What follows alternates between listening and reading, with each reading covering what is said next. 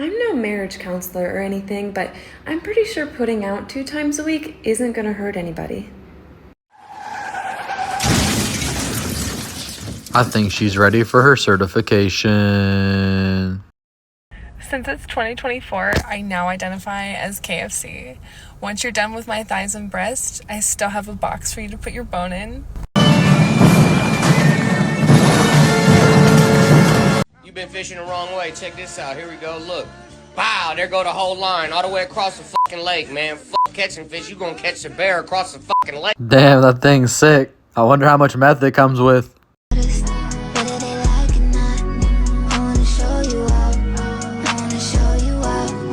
Is the fixed top steering wheel. So you have your instruments inside the steering. It never moves no matter how you turn the steering wheel. Really not a fan of the new steering wheel on the new Bugattis. That's why I got myself a 1996 Ford F-250 instead, because I just like the steering wheel better. 7.3 liter diesel, baby. Best engine ever made. I might have to trade it in for that steering wheel, though. What do you guys think? What's your excuse in life?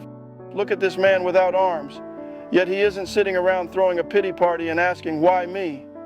Instead, he's working with what he has, making an honest living. What is your excuse? You've got every reason to be grateful. You've got every reason to be thankful.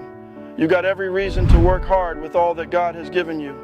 Life presents us with challenges, but it's how we respond that defines us. You have been bestowed with countless blessings and opportunities. It's time to recognize the abundance in your life and channel that gratitude into purposeful action. Embrace the challenges, for they are the catalysts for growth and self-discovery. Rise above your limitations and unleash your full potential. Damn, that's crazy, guys. And when you're on the ground level of gratitude and you're having the hardest time, sometimes you can just appreciate that you're not having to go through this. And then maybe there's other things that you can become more appreciative of if you're having a hard time with it. But can you imagine living this life? This shit makes me so appreciative and so thankful and grateful. It makes me feel like I don't have a problem in the world. You know, it's crazy. So God bless this dude, and hopefully it can put some things in perspective for you too. Women want to know what a man is doing with his dick when she's not, because she's worried about this is her only concern.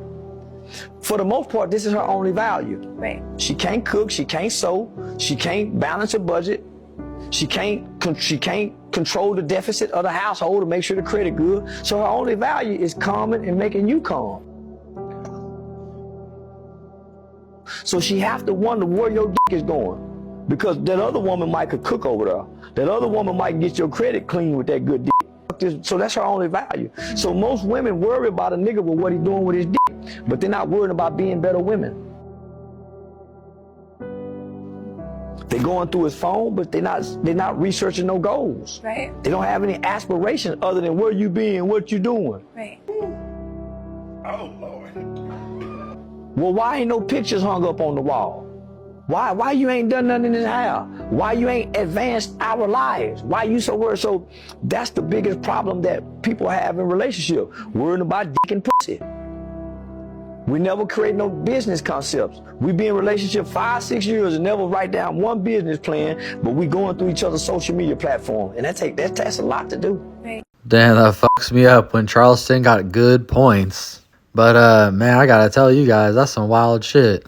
This is a point I've sort of been trying to articulate for a while. And it's like, for me, a lot of the adults, most of the adults, are overgrown children. And one of the only things they care about is fucking. And it jacks me up, because one of the only ways to be successful is to put that on the back burner, at least for a little while, to stop lusting over women. It's not the biggest thing in the world, not even close.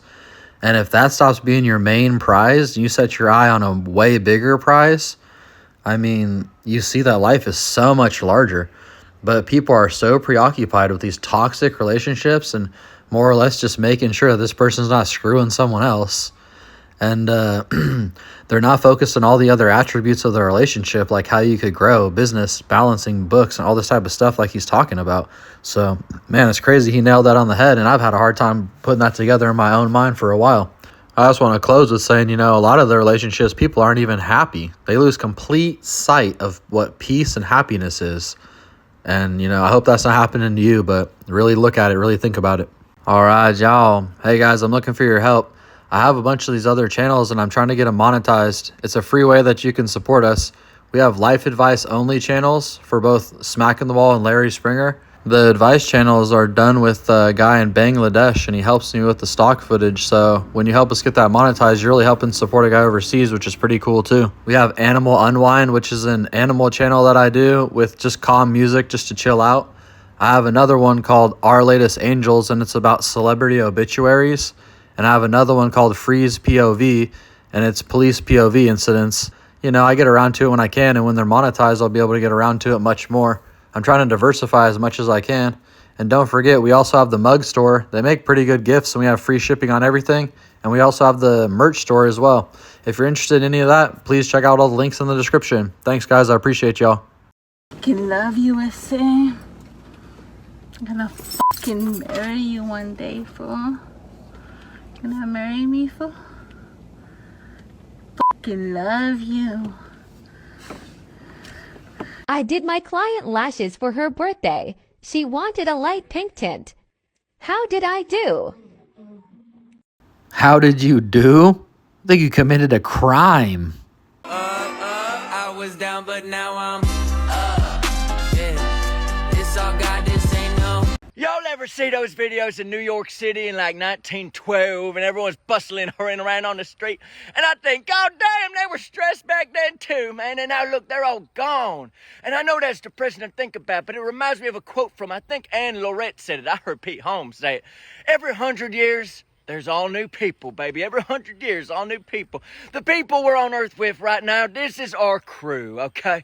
In the same way you can't pick your family, but you got to get along with them. We can't pick the people we're on earth with, but we got to get along, man. In the whole grand scheme of the universe, all the time, all the space, the people on earth right now, this is a tiny little group, man, and we get to be a part of it, man. I'm in the grocery store, I see a fella, I think, God damn, I'm on earth at the same time as that guy, man. I see a cool lady, I think, man, we're alive at the same time. Man, that is freaking sick, man. Be kind to your neighbor, man. This is what it's all about. I'm glad I'm on earth at the same time as y'all. Thank y'all. Keep on rocking. Yeah, I like this concept right here, you know? This is our crew.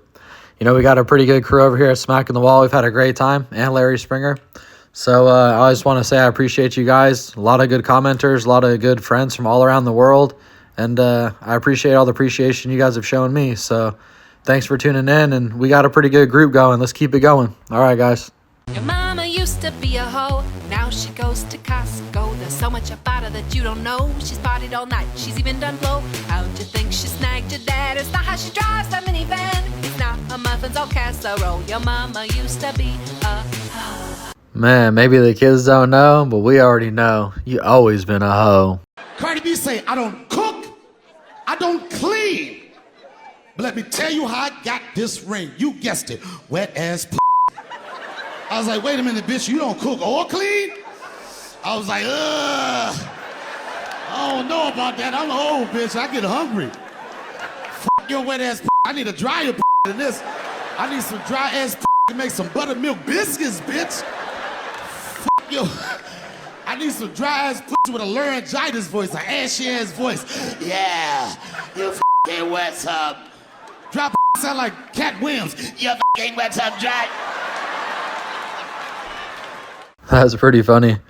But yeah, I mean, ain't it true, guys? Like, the girls have lost all concepts of what a guy actually wants, and it's just wet ass pussy. That's all you get. It's like, man, fucking, I live in San Diego. There's a pretty face on every corner. That's not like a very good offer. It's fucking, I don't know, man. I'm lost out here. My throat has been itching so bad lately, and the thing that I think would scratch it the best would probably have to be your... Good Lord. Yeah, get that wheel off. Come on.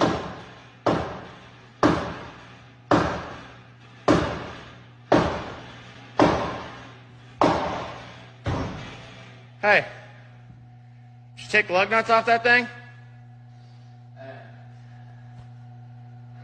Well, I gotta say, the millionaire lifestyle might not be for everybody, but you know.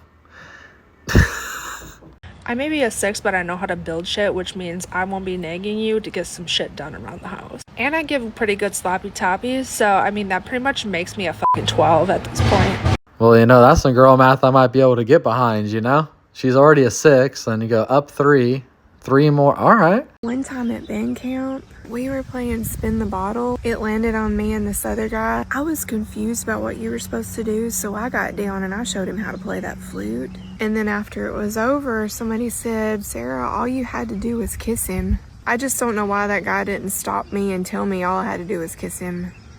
Jackpot.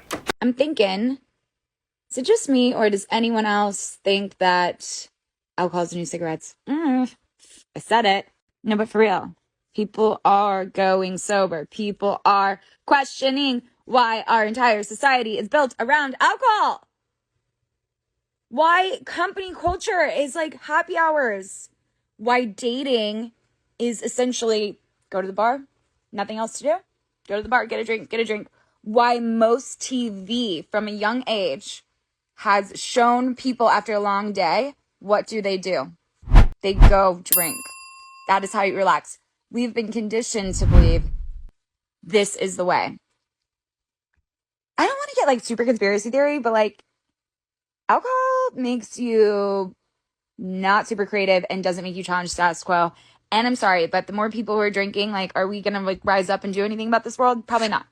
Okay, what fucking world do we live in? We got this girl from AutoZone helping this guy put his wiper blades on. And then you got Wendy over here helping my guy put his battery in.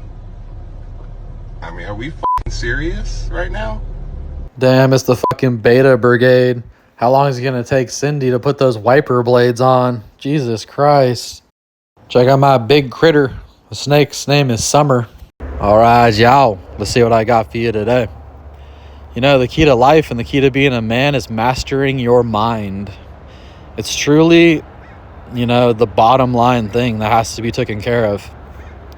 Self-discipline, all the other things are rooted within controlling your mind. But at a certain point in my life, you know, there's like 2 different levels bare minimum, and there's people that feel things and have emotions and feelings. They react to them immediately. They don't question them. They don't think about it. They just go off the handle, or, you know, they just sulk in their feelings or whatever. And I mean, initially that's where we all start. I think we have to learn not to do that. But as a man, you know, there's so many different emotions and different things I feel through the day, and I'm questioning everything I'm feeling. I'm questioning all these different thoughts and emotions that I feel, and I'm pretty much discrediting more than half of them, or probably more like 90% of them. So that's like when you really start to master your mind, when you think, I'm having this feeling, but you're like, fuck it, fuck that, it's not real, you know? And well, a lot of what I'm feeling, a lot of the discouragement or the weird thoughts aren't real. If I were to let my mind run wild, it would just go on negative stuff or bad stuff. So part of this is coaching your mind, realizing, hey, I'm doing that thing, that natural thing where I have a bad thought. I'm stopping this right now. So for me today, I was on my drive and I was thinking about, you know, divorce, basically losing my relationship, you know, over 1.5 years ago. And, you know, it's something that I had to do. I didn't really have a choice. But as a man, you want to reflect and think, like, what could I have done better? You know, what are some of the factors that you would like to fix in the next relationship, or, you know, self-reflection more or less. But I was doing it at like 9 o'clock in the morning, and I knew that if I thought about it, it would bother me. So I thought, I'm not going to do this right now. You know, I'm going to do this on another time, if at all. So I noticed it was early in the morning, and if I was younger, I might have thought about it all the way to work, and then it would have saturated my mind all day, and I would have thought about it all day, and I would have almost like got off on it in a way to keep mulling it over, to keep going through the pain, to keep bothering myself with my emotions and thinking about that thing that I know is going to make me feel bad. But instead of doing something like that, I realized that, hey, it's 9 o'clock in the morning. If I continue to think about this, I'm going to end up having a day that I probably wouldn't enjoy, or I'll probably continue to think about this, and I'm not willing to do that, so I'm not going to do it. And you're really going to change your whole life when you can notice that you're feeling something, notice that you're thinking something, notice that it isn't worth nothing to you to continue, and stop. And it's just that simple. And in a lot of different areas of your life, you'll be able to apply this. And I really think, is this worth my time? Why am I thinking about this? I'm questioning my thoughts. I'm questioning my emotions. I'm questioning, why am I thinking about something that's making me feel ways that aren't beneficial to my day? And I'm discontinuing the behavior 100%. But I don't think a lot of people take control of their mind and take control of their emotions in that way. I don't think that people really sit down and say, wait, am I thinking about something that's making me feel terrible inside? And then I don't think they're acknowledging that that's even taking place.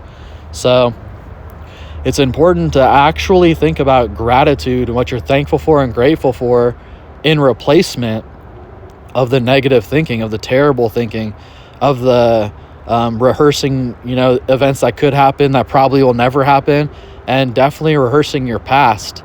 Rehearsing your past is reliving it 100%. It invokes the same emotions and feelings as if the day that it happened. So the sooner that you can leave the past behind and not think about it anymore, the sooner you won't be feeling your bloodstream with terrible hormones that are making you feel bad. And as a replacement, think about the intricacies of life, the miracle of the human body, the miracle of the world, and all the universe, and these different things.